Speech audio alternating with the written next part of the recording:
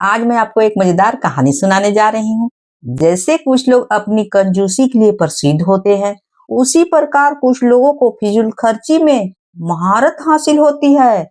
ऐसे लोगों में एथेंस नगर के राजा तीमन का नाम भी सम्मिलित था। उसकी गिनती ऐसे उदार लोगों में थी जो धन को पानी की तरह बहाया करते थे। एक असरफिया के स्थान पर 100 असरफियां लुटा दिया करते थे और 100 असरफियों के स्थान पर हजारों असरफियां लुटाया करते थे। इससे भी उसे संतोष नहीं हो पाता था। वह अक्सर सोचा करता था कि ईश्वर ने उसे 2 हाथ क्यों दिए, उसके 1000 हाथ होने चाहिए थे। वह इतना धन लुटाता कि लेने वाले थक जाते थे, लेकिन उसका हाथ नहीं रुकता था। जहाँ शहद होता है वहाँ मधुमक्खियां आ ही जाती हैं। कुछ ऐसे ही तीमन के साथ हुआ। उसकी दरिया दिल्ली देखकर उसके आसपास चापलूसों की भीड़ लगने लगी। ये लोग उसकी चापलूसी कर अपना उल्लू सीधा करते रहे। राज में अनेक लोग ऐसे भी थे जो वर्षों से निर्धन का जीवन जी रहे थे, लेकिन तीमन की चापलूसी करके कुछ ही दिनों में उनकी गिनती धनवान में होने लगी थी। जो व्यक्ति फिजूल खर्ची में विश्वास करते थे, तीमन उन्हें बहुत पसंद करता था। उसका दरबार भी फिजूल खर्च करने वाले लोगों से भरा रहता था। जो जितना अधिक फिजूल खर्च करता था, तीमन उसे उतना ही उदार समझता था। वह कितना मूर्ख और अकल का अंधा था, इसका पता इस बात से ही चलता था कि उसका प्रधानमंत्री एक ऐसा व्यक्ति था जिस पर अनेक लोगों का कर्ज चढ़ा हुआ था। वह 99 नाइयों से मुफ्त में हजामत बनवा चुका था। वो प्रधानमंत्री की चापलूसी की भी कई बातें प्रसिद्ध थी। कहते हैं उसे पहली बार दरबार में आकर तीमन को सलाम किया और उसे एक छंद सुनाया। इसमें उसने तीमन की दयालुता, दानवीरता और दरिया दिल्ली की भरपूर प्रशंसा की थी। इस चापलूसी भरे छंद को सुनकर तीमन वाह वाह कर उठा। उसने आगे बढ़कर उसका हाथ पकड़ा और उसे उप प्रधानमंत्री की कुर्सी पर आसीन कर दिया था। तीमन के दरबार में ऐसे ही घटना प्रतिदिन घटती रहती थी। जरा सी चापलूसी के बदले कई भिक्षुकों को उसने अपना दरबारी बना लिया था। एक बार की बात है, तीमन दरबार में बैठा था, तभी वहां एक युवक आया और फरियाद करते हुए बोला, महाराज की जय हो। महाराज, मेरा नाम कड़क्का है। मैं एक सेठ की बेटी से प्रेम करता हूँ और उससे विवाह करना चाहता हूँ। उसकी शर्त यह है कि वह अपनी बेटी का विवाह उसके साथ करेगा जो उससे अधिक धनवान होगा, जिसके पास सुख के सभी साधन होंगे। लेकिन महाराज, मेरी आर्थिक स्थिति इतनी दयनीय है कि शर्त पूरी करने की बात तो दूर, मैं अपना भरण पोषण भी ठीक से नहीं कर पा सकता हूँ। अब आप ही मेरी सहायता कीजिए। मैं बड़ी उम्मीद लेकर आपके पास आया हूँ। तीमन प्रसन्न होकर बोला, वाह नौजवान, क्या दिल पाया है तुमने। तुम्हारे साहस की मैं दिल से प्रशंसा करता हूँ। तुम्हारे लिए मैं अपना सारा खजाना और राज लुटाने के तैयार हूँ। जाओ, तुम्हें जितना धन चाहिए खजांची से ले लो और धूमधाम से विवाह करो। तुम्हारे विवाह में किसी प्रकार की कोई अड़चन नहीं आएगी। विवाह के बाद तुम मेरे पास अवश्य आना। मुझे तुम जैसे साहसी और उदार लोगों की बहुत आवश्यकता है। आज्ञा पाते ही युवक उसी समय खजांची के पास चला गया और भरपूर धन लेकर चला गया। यह अकेली ऐसी घटना नहीं थी। न जाने ऐसे हथकंडे अपनाकर न जाने अब तक कितने फकीर और निर्धन मालामाल हो चुके थे। स्थिति यह थी कि खजाना दिन प्रतिदिन तेजी से खाली होता जा रहा था। एक बार दूसरे देश का एक व्यापारी दरबार में उपस्थित हुआ। उसने तीमन को एक घोड़ा भेंट किया। क्योंकि तीमन राजा था, इसलिए वह भी उस व्यापारी को उपहार स्वरूप कुछ देना चाहता था। उसने खजांची को 50,000 रुपए लाने की आज्ञा दे दी। खजांची हाथ जोड़कर बोला, महाराज, नियंत्रण लोगों को दान देने के कारण राजकोष पूरी तरह से खाली हो चुका है। 50,000 तो क्या, इन्हें देने के लिए इस समय उसमें 1 रुपया भी नहीं है। क्या बकते हो? राजकोष खाली कैसे हो गया? इस व्यापारी को भेंट में अब हम क्या देंगे? तीमन ने चौंकते हुए कहा। वह कुछ देर तक माथे पर हाथ रखकर सोचता रहा, फिर उसके होठों पर मुस्कान उभर आई। वह अभिमान से भरकर बोला, ठीक है, तुम इसी समय शाही संपत्ति का कुछ अंश बेच दो। उससे जो धन प्राप्त हो उससे इस व्यापारी को हमारी ओर से पुरस्कार प्रदान किया जाए। खजांची हाथ जोड़कर नम्रता पूर्वक बोला, क्षमा करें महाराज, शाही संपत्ति का अधिकांश भाग पहले ही जरूरतमंदों को दान में बांटा जा चुका है। अब शाही संपत्ति का इतना भी टुकड़ा नहीं बचा कि उसे बेचकर व्यापारी को 50,000 रुपए दिए जाएं। नहीं, क्या शाही संपत्ति का इतना भाग बेचा जा चुका है? तीमन पुनः चौंकते हुए बोला। तीमन धर्म संकट में फंस गया। वह व्यापारी को 50,000 रुपए देने का घोषणा कर चुका था, इसलिए बहुत सोच विचार कर उसने खजांची से कहा, जाओ नगर के किसी भी धनी से 50,000 रुपए का ऋण लेकर आओ और इस व्यापारी को मेरी ओर से दे दो। मेरा नाम सुनकर कोई भी धन देने से इनकार नहीं करेगा। जाओ जल्दी। खजांची सर्वप्रथम नगर के प्रसिद्ध अमीर के पास गया। उसका नाम लूसियस था। खजांची ने उसे सारी बात बताकर ऋण देने के लिए कहा। लूसियस ओठों पर कुटिल मुस्कुराहट लाते हुए बोला, यह मेरा सौभाग्य है कि महाराज ने मुझे इस तुच्छ सेवा करने के लिए चुना है। उनका कार्य करके मुझे अपार प्रसन्नता होगी, परंतु आपने आने में देर कर दी। आज ही मैंने अपना सारा धन व्यापार में लगा दिया है। मैं उसके उपहार के बोझ तले दबा हुआ हूँ, लेकिन चाहकर भी उनके लिए कुछ नहीं कर सकता।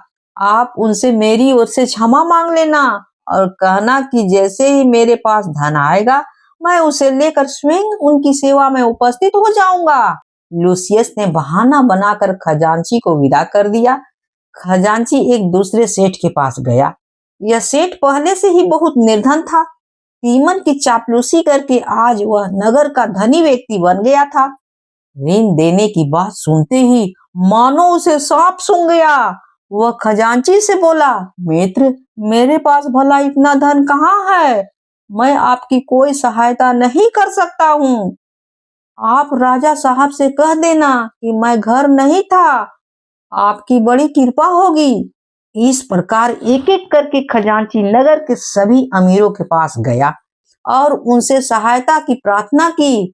लेकिन कल तक जो तीमन की जी हजूरी किया करते थे, आज उन्होंने उनकी ओर से मुंह फेर लिया था। अंत में थक हार कर खजांची दरबार में लौट आया। सेवक, तुम ऋण ले आए? मेरे किस प्रिय ने तुम्हें धन दिया है? तीमन ने प्रश्न किया। खजांची थके स्वर में बोला, महाराज, सर्प केवल डस सकते हैं। उनसे मित्रता या उदारता की उम्मीद करना मूर्खता है। मैंने नगर के प्रत्येक धनी का द्वार खटखटाया, लेकिन कोई भी सहायता के लिए तैयार नहीं हुआ। सभी के पास कोई न कोई बहाना तैयार था। ऋण का नाम सुनते ही सभी ने मुंह मोड़ लिए। क्या कह रहे हो तुम? होश में तो हो? किसी ने भी तुम्हें ऋण नहीं दिया? सबने आंखें फेर ली। तीमन आश्चर्य से बोला, जी महाराज, सब भाग का खेल है। खजांची ने सिर झुकाकर उत्तर दिया। तीमन के पैरों तले मानो जमीन खिसक गई हो। क्रोध की अधिकता से उसकी आंखें में खून उतर आए। वह हाथ में तलवार लेकर एकक का सिर काटना चाहता था। उसका दिल बार बार चीख रहा था, मेरे टुकड़ों पर पलने वाले लालची कुत्तों, क्या मेरे उपहार का यही बदला है? क्या इसी दिन के लिए तुम मेरी चापलूसी, मेरी खुशामद किया करते थे? क्या मेरे लिए कहे जाने वाले तुम्हारे शब्द मात्र धन हथियाने के साधन थे? मैंने अपना सारा धन तुम पर न्यौछावर कर दिया, किंतु तुम ऐसे दगाबाज निकले कि मुझसे ही आंखें चुराने लगे। मैं तुम्हें इसकी सजा अवश्य दूंगा। तुम्हें इतनी आसानी से क्षमा नहीं करूंगा। यह सोचकर तीमन सिंहासन से उठा और अपने कक्ष में चला गया। 2 दिन बाद नगर में उत्सव का वातावरण था। नगर के सभी धनवान बड़े उत्साहित थे। खुशियां उनके चेहरे पर टपक रही थी। आखिर प्रसन्न क्यों नहीं होते? महाराज ने उन्हें दावत पर जो आमंत्रित किया था, इसकी घोषणा एक दिन पहले ही हो चुकी थी। इस आमंत्रण से चापलूसों की बाहें खिली हुई थी। चापलूसी करके तीमन से धन प्राप्त करने का उन्हें एक और सुनहरा अवसर मिल रहा था। वे बेसब्री से दावत के दिन की प्रतीक्षा कर रहे थे। इस दावत में नगर के धनिक के साथ साथ तीमन के मित्र, पुराने दरबारी भी आमंत्रित थे। इनमें वे लोग भी सम्मिलित थे जिन्होंने तीमन को ऋण देने से इनकार कर दिया था। निश्चित समय पर अतिथि एक एक करके आने लगे। उन्हें उम्मीद थी कि स्वभाव के अनुसार तुमित उन्हें कीमती उपहार से सम्मानित जरूर करेगा, रत्न आभूषण प्रदान करेगा। जिन्होंने ऋण देने से इनकार किया था, वे सोचने लगे कि कल यदि हम थोड़ा धन देकर तीमन की सहायता कर देते तो आज हमें सबसे अधिक उपहार प्राप्त होते। उन्हें इस बात से ज्यादा मलाल था। कुछ परस्पर परामर्श करने लगे। तीमन को प्रसन्न करना बहुत आसान है। उसे कीमती ईरानी कालीन अथवा एक अरबी घोड़ा उपहार में देकर दो चार तारीफ के शब्द बोल दो। बस इतने से ही खुश होकर वे कल की सारी बातें भूल जाएंगे और हमें मालामाल कर देंगे। अभी बातचीत का दौरा चल ही रहा था कि तभी कक्षा में तीमन ने प्रवेश किया और आसन पर आकर बैठ गया। फिर उसका संकेत पाकर नौकर हाथी दांत की विशाल मेज पर भोजन की तस्तरियां और प्यालियां लाकर रखने लगे। व्यंजनों के सभी बर्तन कपड़ों से ढके हुए थे। उपस्थित अतिथिगण कपड़ों से ढके इस बर्तनों में स्वादिष्ट भोजन की कल्पना कर रहे थे। मसालेदार पुलाव, कबाब, मिठाइयां, शराब आदि के बारे में सोच सोच कर उनके मुंह में पानी आने लगे। भूख बढ़ने लगी। तीमन ने भोजन शुरू करने का संकेत किया। अतिथियों ने शीघ्रता से कपड़े हटाकर बर्तनों को अपनी ओर खींचा, लेकिन भोजन की ओर देखते ही वे ठिठक गए। उनकी आंखें फटी की फटी रह गई। सोने चांदी की बर्तनों के स्थान पर प्रत्येक अतिथि के सामने मिट्टी की दो दो प्यालियां रखी हुई थी। उनमें से एक प्याली में हड्डी और दूसरी प्याली में थोड़ा सा पानी। सभी अचंभे में तीमन की ओर देखने लगे। तीमन अपने आसन से उठा और चिंघाड़ते हुए बोला, तुम सब रुक क्यों गए? भोजन क्यों नहीं करते? जब मेरे पास खिलाने के लिए स्वादिष्ट भोजन था तब तुमने पेट भर के खाया, लेकिन आज जब मेरे पास केवल हड्डियां और पानी है तो इन्हें खाने के लिए पीछे क्यों हट रहे हो? खाओ ना, खाओ इन्हें और अपनी भूख शांत करो। आज तक तीमन का यह रौद्र रूप किसी ने नहीं देखा था। वे समझ गए कि उन्होंने नजरें नीची कर ली और जहां अवसर मिला उठकर भाग गए। यह तीमन की अंतिम दावत थी। इस घटना ने तीमन को गहरे शोक, निराशा और हताशा के गर्त में डुबो दिया। हर व्यक्ति उसे स्वार्थी नजर आने लगा। उसे सब लोगों से घृणा हो गई। इसलिए उसने इस बनावटी और स्वार्थी दुनिया को त्यागने का निश्चय कर लिया। एथेंस ने एक भी पल रुकना उसके लिए असहनीय हो गया। वह जल्दी से जल्दी वहां से दूर चला जाना चाहता था कि नगर से बाहर निकलते ही उसने शरीर से सारे वस्त्र उतार फेंके और नगर की प्राचीरों को संबोधित करते हुए बोला, इन स्वार्थी कुत्तों की रक्षा करने की अपेक्षा इस ध्वस्त हो जाओ। इस नगर की स्त्रियां एवं कुमारी लड़कियां पदभ्रष्ट और चरित्रहीन हो जाएं। संतानें अपनी माता की शत्रु हो जाएं। लोग एक दूसरे के खून के प्यासे हो जाएं। दरबारी पदच्युत हो जाएं। इस नगर का विनाश हो जाए। इससे अच्छा तो जंगल है जहां रहने वाले जानवर इन स्वार्थी भेड़ियों से अच्छे हैं। तीमन ने नगर छोड़ने का निश्चय कर लिया था। इस बात से दरबारी अनजान थे। इनमें कुछ ऐसे भी थे जो उसके प्रति वफादार थे। एकाएक उसके महल से चले जाने से वे चिंतित हो उठे। उन्होंने कल्पना तक नहीं की थी कि स्वार्थी और धोखेबाज लोगों के दुर्व्यवहार से तीमन की दिलो दिमाग पर गहरी ठेस लगेगी और वह सब कुछ त्याग कर चला जाएगा। वे मन ही मन अपने दरबारियों और चापलूसी मित्रों को कोस रहा था। तीमन के अचानक कहीं जाने से वह शोकातुर हो गए।